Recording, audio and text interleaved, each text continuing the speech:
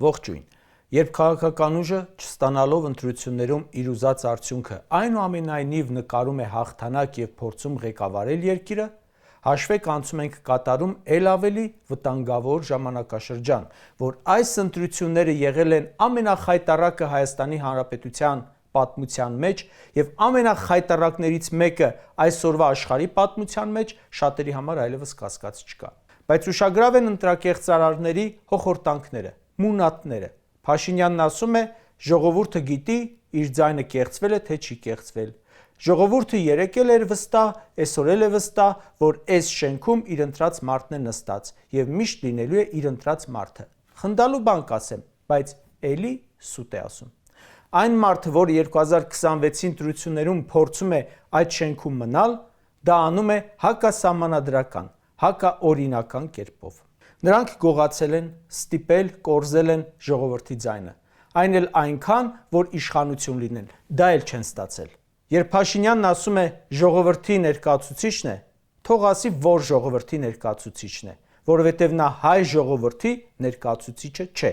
անգամ քաղաքացիների մեծամասնության ներկայացուցիչ չէ, անգամ մասնակցածների ներկայացուցիչը կոչվելու իրավունք չունի։ Կարող է թուրք ժողովրդի ներկայացուցիչը կամ Ադրբեջանի ժողովրդի կամ ՔՊ-ի, բայց հաստատ ոչ հայ ժողովրդի։ Ալեն Սիմոնյանն ասում է, մենք 65% մաքուր ձեն կտանեինք, եթե 100,000-ներով մարդկանց չտանեին ընտրատեղամաս։ Այս խմբակը ունեցել է մեծ ախորժակ եւ ամեն քայլի դիմել է այն բավարարելու համար, բայց կարողացել է խփել ընդամենը 49%, անգամ 50 չի ձգել։ Իսկ այդքանը ոնց է խփել։ Շատերը գիտեն ոնց։ Շատերին բացահայտ կաշառելով, պետբյուջեի հաշվին, օրինակներով խոսենք։ Եթե ԿՊԱ-կան կառավարությունը ընտրություններից կարճ ժամանակ առաջ բյուջեի հաշվին չլուծեր տաքսիստների մոտ $4 միլիոն հասնող պարտքի հարցը, քանի ձայն պակաս կտաներ 20,000,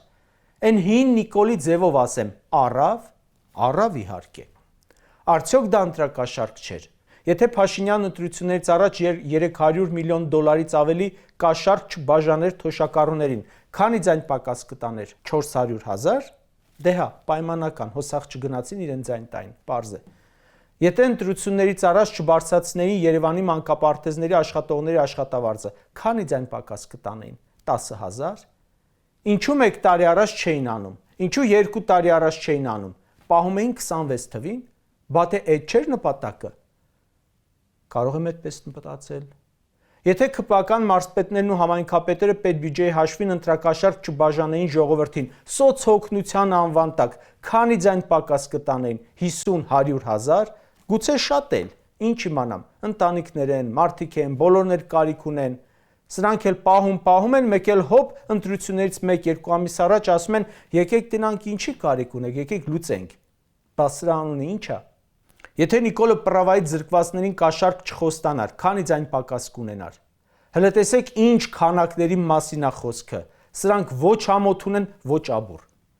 Եթե ՔՊ-ի Մքայլի հիմնադրամը չխախտեր բարեգործության արգելքը, քանի ձայն պակաս կտաներ։ Եթե չհայտարարերին աղբահանության, անշարժ գույքի, ավտոմեքենայի գույքարկի մինչև 18 թիվը պարտքերը ջրելու մասին, քանի ձայն պակաս կտանեին։ Եթե ընտրություններից 2 ամիս առաջ ագրոպարենային ոլորտում անտոկոս վարկերի որոշում չկայացնեին, քանի ձայն պակաս կտանեին։ Այդ ինչ մի որոշեցին տենց լավություն անեն մի տարի առաջ, մի քանի ամիս առաջ ընդամենը։ Մի տարի առաջ անեիք, 2 տարի առաջ անեիք, հետը խլեցին սեփականատիրոջից ու իրականում հենց սեփականատիրոջ հաշվին, բայց դե իրենց դեմքով այդ աշխատողների մի մասին, եթե չասեին ձեր հոսանքի վարձը այսուհետ ձրի է, քանի ձայն պակաս կտանեին։ Պատկերացնում եք, Սամվել Կարապետյանը այդպիսի բան նախաձեռներ, հիմա սա ղեկավարությունը կալանավորած էր։ Բայց քանի որ ԿՊԱ-կան Ռոմանոսն էր, դե դա նորմալ է։ Չգիտես ինչու որոշել էր հարսով փեսուն լավություն անի, բայց դե արդյունքի ակնկալիքով էր։ Բայց ինչի համար ափալ-թափալ Կարապետյանին տարան կալանքի, հեծը զավթեցին, էլ իմաստը որն էր իրենց աչքով։ Զինծառայության ժամկետը ընտրություններից առաջ կրճատեցին, որ ինչ լինի։ Կասեք, ինչ որ ուրիշ նպատակ կա դրա մեջ, բա անհուսալի վարկառուների պարտքեր ջրերը, էլեկտրամոբիլների գույքարկը մի 100,000-ով իջեցնելը, քանի ձայն պակաս կտանեին, եթե դա չանեին, հենց այս մեկ տարվա եւ հատկապես վերջին ամիսներին։ Ալենը 65%-ից էր խոսում։ Բայց այդքան որ վստահեիք, ստանայիք։ Իրապես արդար ընտրությունների պարագայում մաքուր ձայները քանի տոկոս կլինեին, Ալեն։ Իմ կարծիքով այս եղածից մի 10 անգամ պակաս, գուցե ավելի քիչ։ Այս ամենը նորմալ երկրներում, նորմալ դատախազության եւ քննչականների դեպքում հանցագործություն կհամարվեր։ Իսկ ընտրություններին չպիտի հասնեիք, մի փոքր որ այդ պետական ապարատը ծառայելուց չլիներ ձեր շահերին, ծառայեր պետության շահերին, չեք հասնի դուք ընտրությունների։ Եթե Միացյալ Նահանգները, Եվրամիությունը, ղեկավարությունը նրանց ուղիղ չմիջամտեին ու բացահայտ աջակցություն չհայտնեին, քանի ձայն պակաս կտաներ Նիկոլը։ Բայց ձեր ինքնիշխանությունը ուր մնաց։ Այդ ինչ դրսից տղերք եք բերում։ Ես պատկերացնում եմ Քոչարյանին 2003 թվականին Բուշը, Շիրակը, էլ չասեմ Պուտինը նախընտրականի ժամանակ տենց աջակցող տեքստեր ասած լինեին։ Մինչև հիմա խոսելուց կլիներ Նիկոլը, մինչև հիմա։ Եթե ներքաղաքական պայքարին ՔՊ-ի կողմից դա ակնհայտ էր, չմիանային հակակոռուպցիոնը, քննչականն ու դատախազությունը եւ Նիկոլի համար չսկսեին հրապարակել ինչ որ ձայնագրություններ, ափալ-թափալ չհարուցվեին քրեական գործեր ընդդիմախոսների դեմ, համապատասխան վարկաբեկող տեքստերով, ՔՊ քաղաքական հակառակորդներին, թեկնածուներին, վստահված անձանց, ինչ որ շատ նպատակային չկալանավորեին, քանի ձայն պակաս կտանեին եւ քանի ձայն ավել կտաներ ընդդիմությունը։ Եթե Սամվել Կարապետյանին կալանքի տակ չպահեին, թողեին իր քարոզարշավը աներ, որքան կավելանային իր քվեները։ Դե թող հակակոռուպցիոն կոմիտեն գաղտնալսեր եւ հրապարակեր ՔՊԱ-ականների, նրանց ղեկավարության, նրանց աջակիցների ամբաղ-զամբաղ խոսակցությունները, դրանց ձայնագրությունները, ստիպելով միտինգի տանելու, կաշառք բաժանելու, օգնություն բաժանելու, հակաօրինական գործունեության մասերով, քանի տոկոս պակաս ձայն կունենայինք, Ալեն։ Մեծ խոսում եք, բա ուր է ձեր այդ աջակցությունը, այդ 65%-ը։ Բա դե թող գային քվեարկեին, խեիք սաղ պետապարատը մտցնում հանցագործության տակ։ Ու այդքանից հետո էլ, եթե ԲՀԿ-ի քվեները 4-ով անվավեր չանեիք, ՔՊ-ն քանի մանդատ պակաս կունենար։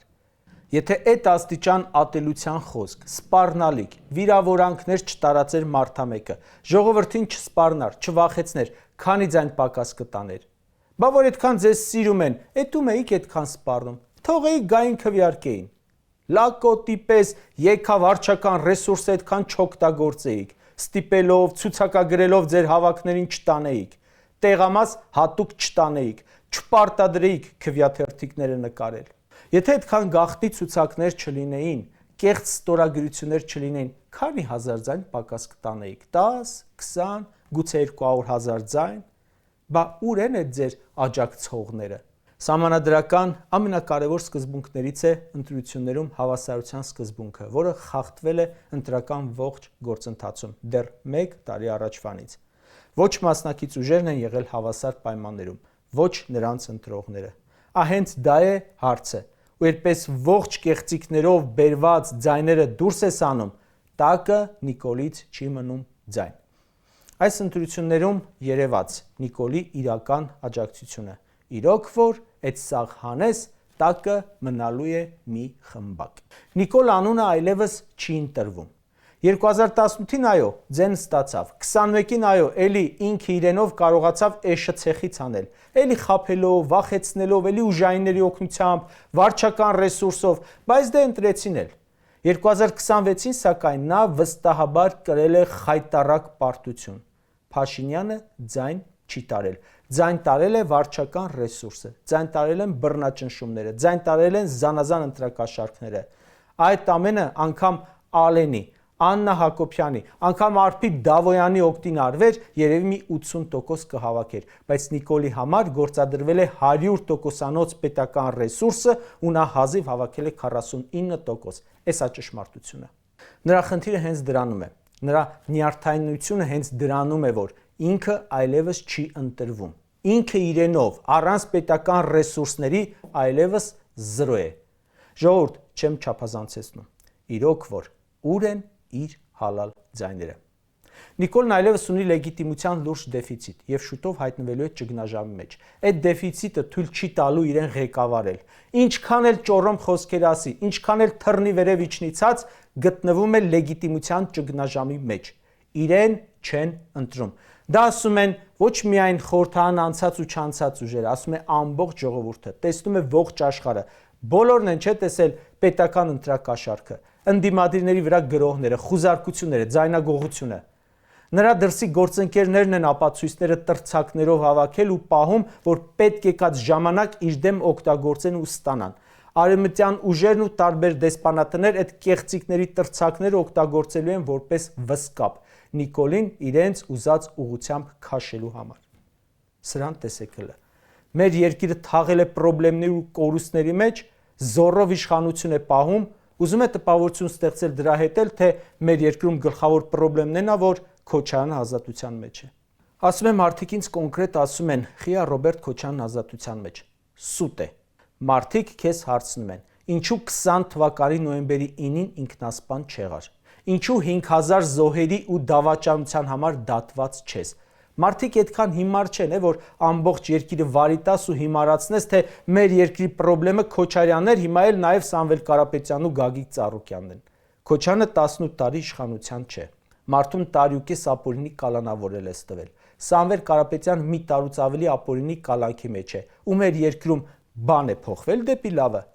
Ոչ, չի փոխվել ու չի էլ փոխվելու, որովհետև մեր երկրի խնդիրն ու փորձանքը Փաշինյանն ինքն է։ Ու իր հետ հավասար մեր երկիրը կուկուռուզի պես կրծող իր պրոթուրքական թիմը։ Կարճ ասած, անեք Տիկոլի տակից պետական բյուջեն, պաշտոն կորցնելու վախով ապրող պետաշխատողին, քննչական, դատախազական, հակակոռուպցիոնին, ոստիկանական մահակը, ու նրանից կմնա միայն իր շլյապը։ Նա այս ընտրություններին մասնակցել է ոչ թե որպես քաղաքական գործիչ, այլ որպես պետական բյուջե։ Ու եթե անգամ այդքանից հետո է նման արդյունք գրանցել, կարող եք համարել, որ Նիկոլ Փաշինյան երևույթը որպես ժողովրդի ներկայացուցիչ, ժողովրդի վարչապետ, ժողովրդի ծոցից ելած այլևս չկա։ Կա պետական իշխանությունը ուզուրպացրած մեկը։ Նա մարդկանց վախեցնում է, որովհետև մահուչափ սարսափում է իր ապագայից։ Այս ընտրակեղծիքների ու լեգիտիմության դեֆիցիտի գինը Նիկոլը չի վճարելու, վճարելու է Հայաստանը։ Մի բան այնուամենայնիվ կուզենամ, որ միշտ հիշի. այն, ինչ արել է Փաշինյանը մեր պետության ու ժողովրդի հետ, այդ հանցավորության մեծ մասը